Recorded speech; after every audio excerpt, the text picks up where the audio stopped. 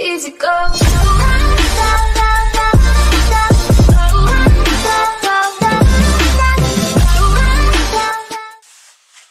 Bonjour les amis, j'espère que vous allez bien. Aujourd'hui on va s'attaquer une 206, un 2 litres 16. Fais pas attention aux marques que tu vas voir, car je suis pas du tout sponsorisé par ces marques là.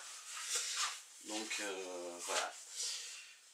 Aujourd'hui on va changer un capteur de vitesse et une sonde de température. Je t'explique. Cette voiture tourne pas très rond. Voilà, à la valise j'ai raté d'allumage, raté de combustion.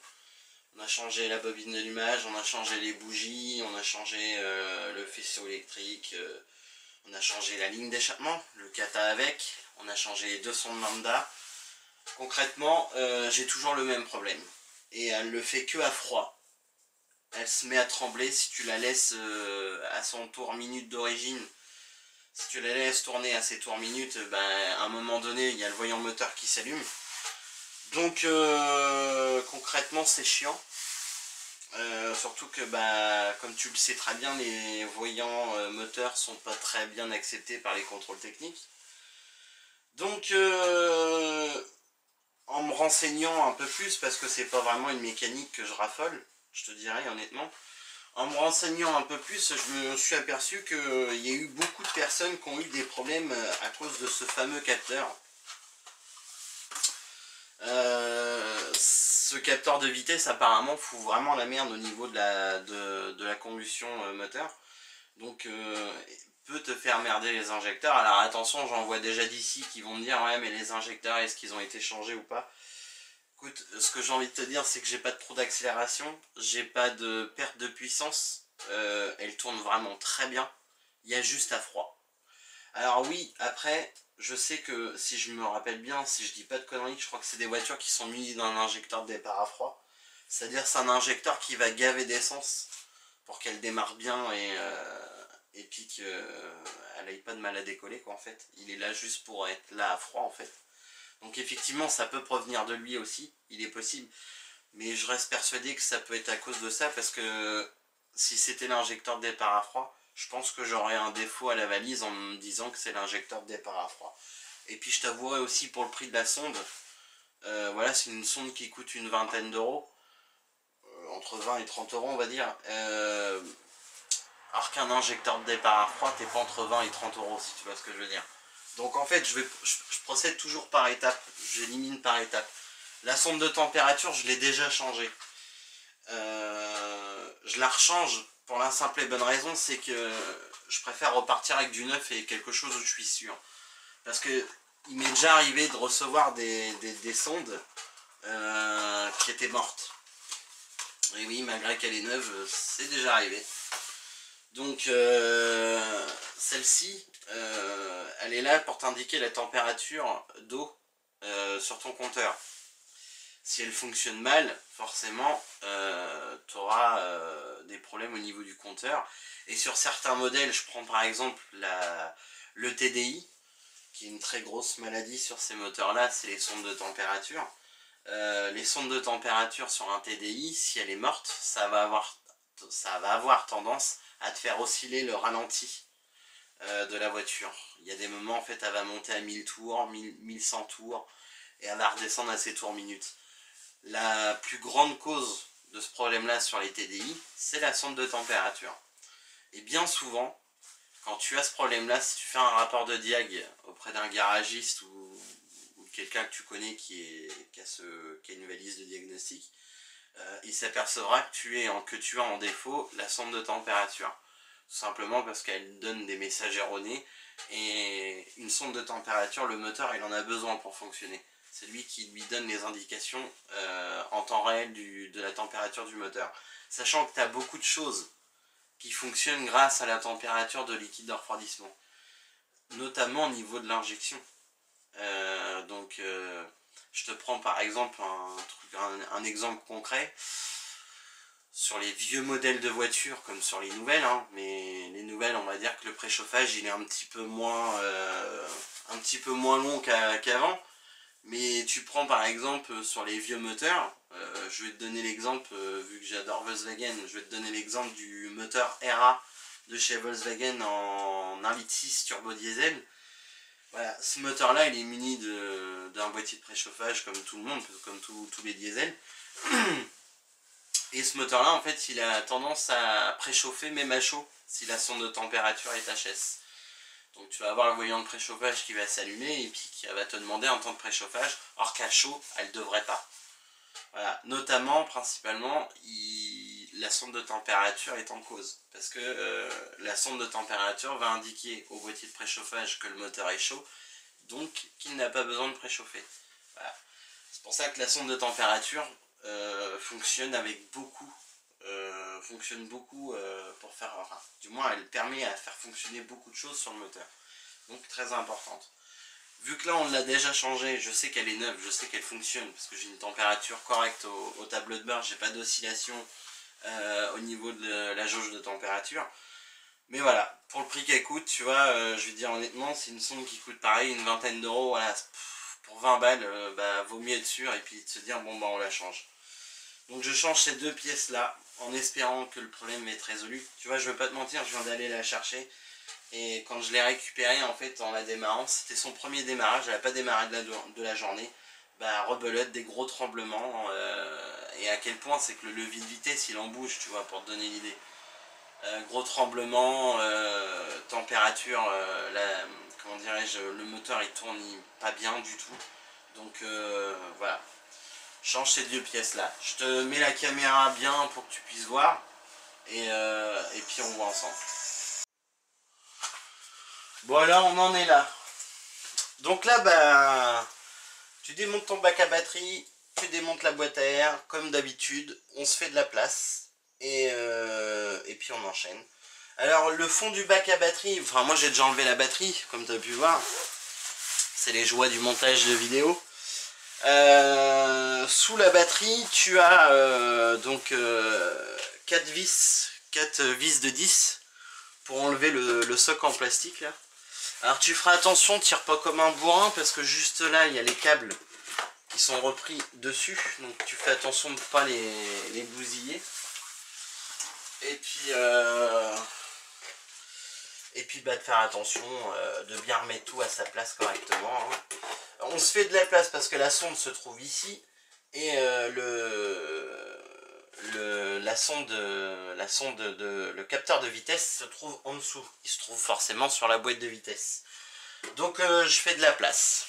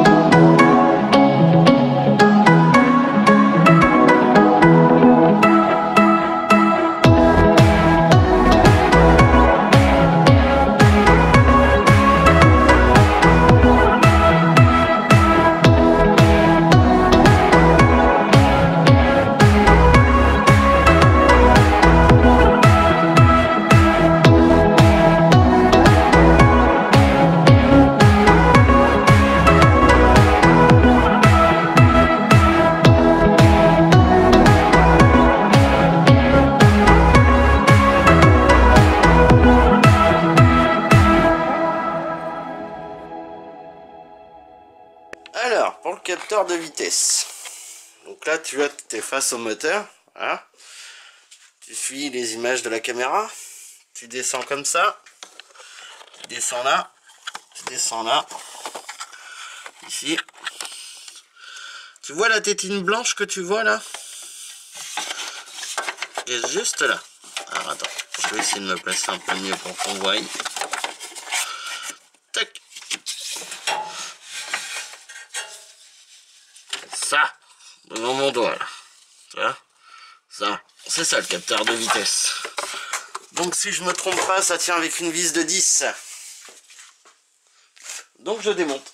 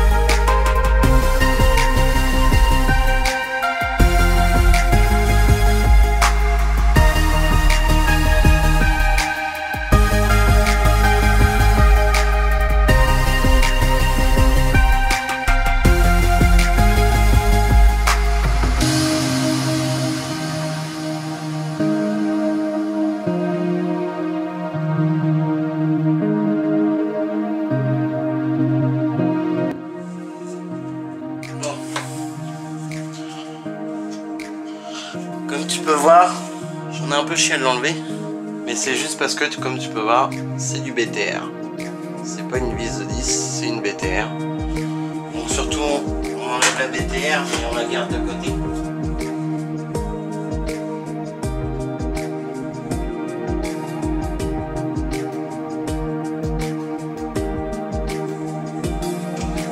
Et voilà notre ami le capteur. Là. Donc là en fait tu récupères ce qu'il y a au bout là, on va le mettre sur l'autre.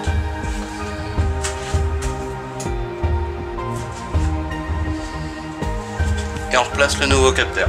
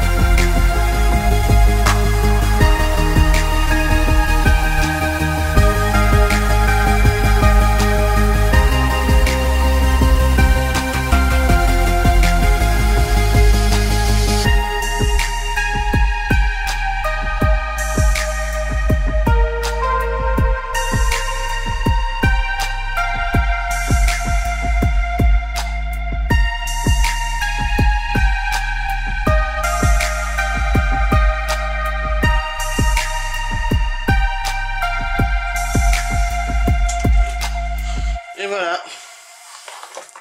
Pour le capteur, c'est fait. Donc tu utilises une douille de 19 longues. Tu la desserres. C'est pas serré fort. Alors ça va couler, forcément. Donc on n'oublie pas de faire assez vite pour mettre l'autre.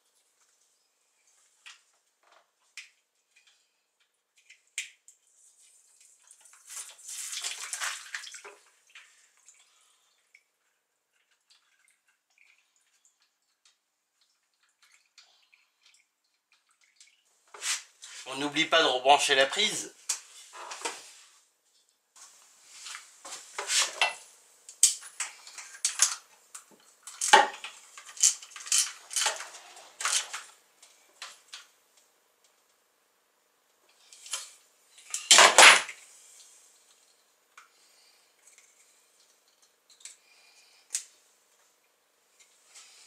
Et voilà. Alors là, je viens d'ouvrir le bouchon, c'est pour m'assurer qu'il n'y a pas d'air dans le circuit. Tant que ça coule comme un jet, comme tu as pu voir, c'est qu'il n'y a pas d'air dans le circuit. N'oublie pas d'ouvrir le bouchon, parce que tant que le bouchon sera fermé, ça ne coulera pas. Et on recomplète le niveau.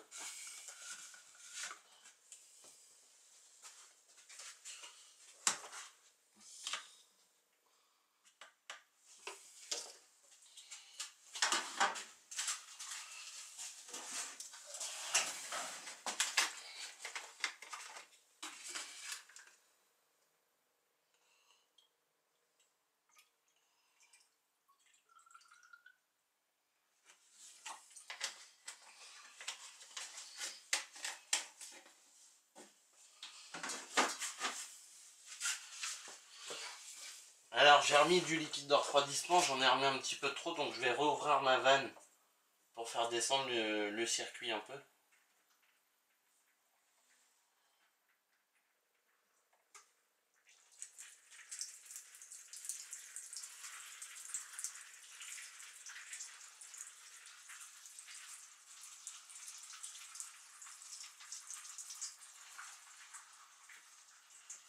Puis au moins ça me permet d'être sûr, tu vois, d'avoir une bonne pression dans le circuit de refroidissement et pas avoir de bulle d'air.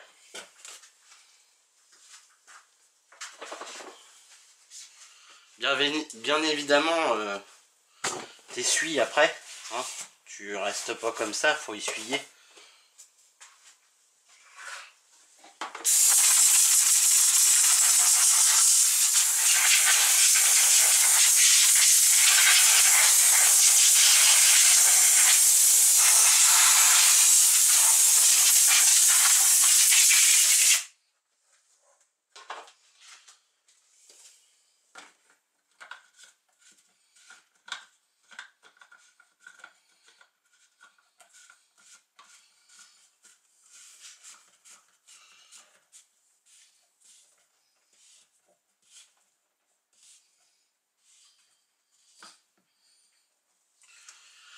Et une fois que ces deux capteurs là sont faits, bah t'as plus qu'à tout remonter. Donc go, c'est parti.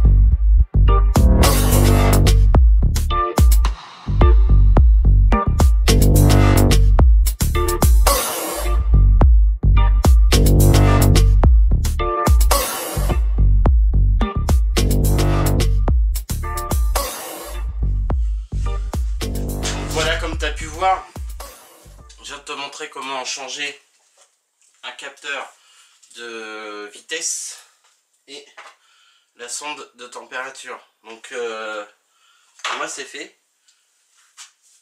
Sur ce, la vidéo se termine. Je te dis à la prochaine. Abonne-toi, like, oublie pas la cloche. Comme ça tu seras prévenu des nouvelles vidéos qui vont venir. Et pour les prochaines vidéos, on aura une Passat TDI 130 en boîte automatique Tiptronic, 2 cardans à faire, une vidange, tous les filtres. Je te ferai une petite vidéo sur ça, même avec la vidange, parce que bon, ça n'implique pas que les gens ont le droit de savoir comment on fait. Même si je sais qu'une vidéo de vidange, c'est pas top, mais bon. Moi, elle fera partie de la vidéo avec les cardans, puisque je suis en train de faire, je vais faire les cardans dessus, donc je ferai tout d'une traite. Si tu as le même véhicule en boîte automatique, je te conseille d'aller voir Villebrequin. Ou alors Garage Bagnole et Rock'n'Roll, qui eux ont fait une vidange de boîte sur une boîte automatique d'une Passat en W8. J'ai hâte de l'avoir, la mienne d'ailleurs. Il t'explique comment faire pour changer le filtre de la boîte, pour vidanger la boîte. Il parle de l'huile de la boîte qui coûte très cher. Donc je te conseille d'aller les voir. Sur ce, pour celle-ci, c'est terminé. Moi je vais aller faire un essai avec, mais je pense savoir que le défaut il est terminé. Je vais quand même y faire un petit coup de diag pour effacer tous les défauts. Et j'ai aussi un défaut d'airbag dessus. Le problème il est comme toutes les voitures, c'est pour ça que je te fais pas une vidéo dessus. C'est le câble que tu as sous le siège qui te permet le contact de l'airbag. Alors moi ce que je fais généralement, c'est je coupe la prise et je fais un raboutage des deux, tu vois, et en fait je supprime la prise. Parce que le plus souvent en fait c'est la prise qui merde. Donc pour ne plus avoir ce problème là, je te conseille d'enlever la prise. Tu fais un beau câblage avec de la gaine thermoformable et tout, ça sera très propre. Mais au moins ça permettra que ça ne merdera plus. Sur ce, je te dis à ciao et à la prochaine.